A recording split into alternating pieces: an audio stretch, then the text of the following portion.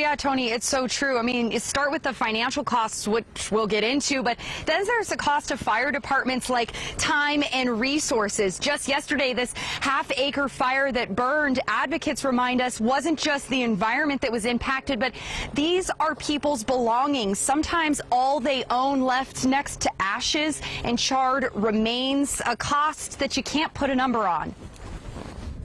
In the aftermath of an encampment fire that was found to be human-caused, the environment is left with burn scars, and belongings of those who lived here are scattered in the ashes.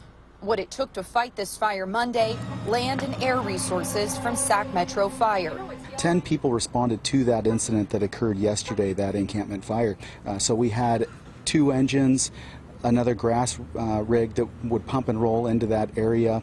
We had a water tender and our helicopter resources in the sky. An encampment fire along the American River back in June required aerial support too. In Rio Linda earlier this summer, the helicopter was up to put out a vegetation fire, human-caused. CBS 13 dug into average costs to operate a helicopter like this, upwards of $6 grand every time it takes flight.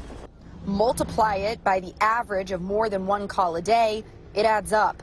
There is a cost associated with that, and that cost is increasing every single year. Another cost, fines that may not get paid. A suspect from yesterday's fire near this encampment arrested and fined. A consequence, one advocate said, that has no teeth. And what good does it do to find someone who has no ability to pay? What does that really mean to a person experiencing homelessness? Just another kind of an oppressive thing. But really their first forethought is to save their home.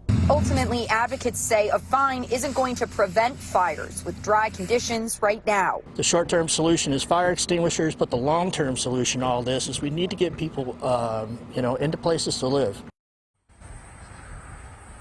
Now, this is on the edge of that footprint that burned yesterday. You can see the remnants of what was a propane tank. This is something that Sac Metro Fire says they see at a lot of these types of fires. They said yesterday the weather worked really well for them, that the humidity was good, which meant this fire didn't spread and they didn't need to call in any more resources. But the big but here is if it were to be different types of weather, they don't know what that could have looked like. And more resources in fires like this means fewer resources to respond to other emergency calls, or at the very least a slight delay.